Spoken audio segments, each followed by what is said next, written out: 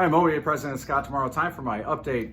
This past week, Governor DeWine introduced his budget proposal. We are looking at it very carefully, and our job right now, all together, is to ensure that educators' voices are at the table and that our needs and the needs of our students are lifted up as the legislature gets to the work of deciding on a two-year budget over the course of the next several months.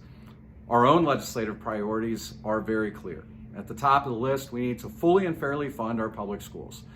Make sure that the Fair School Funding Plan is up to date and has the dollars necessary to deliver on the promise of a great public school for every single student, regardless of their background in the state of Ohio.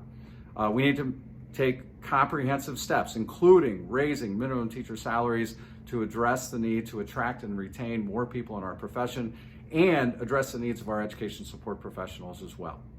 We need to take proactive steps to address the mental health and well-being of our students and our staff, to roll back unnecessary testing requirements, including repealing the harmful mandatory retention provision of the third grade reading guarantee, stop the expansion of private school vouchers and other private options, and really focus our resources on the students attending our public schools, and stand up and protect our collective bargaining rights as union members.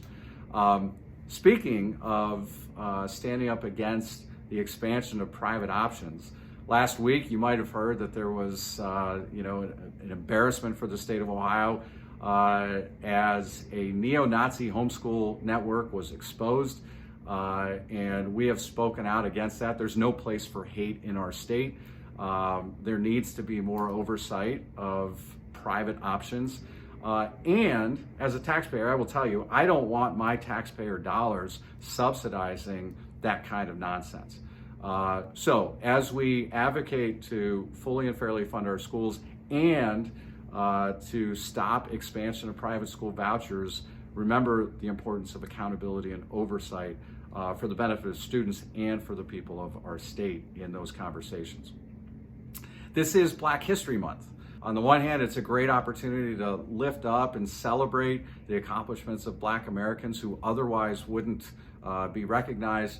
But we also know that Black history is American history. And there are too many attacks happening all across this nation and here in Ohio in some corners to really limit our ability to give students a complete and honest education, limit our freedom to teach and our students' freedom to learn. So during this Black History Month, let's stand up for our freedom and the freedom of our students, and also remember that we need to really work together with our partners to diversify the education profession.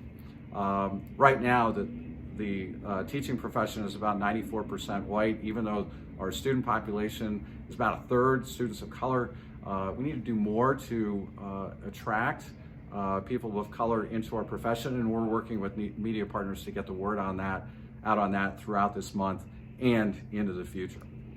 Finally, just recently I had a chance to visit with some members in Marietta, and it was a great opportunity for me to go into a local, see some great things that are happening there. This particular local has done incredible work in organizing around school board elections in order to make positive changes with their administration and change the dynamics for their bargaining.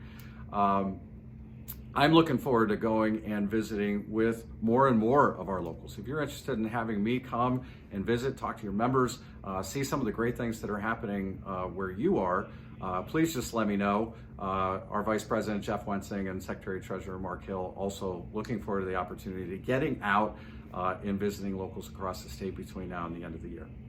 That's all I have for today. I hope you have a great rest of your week.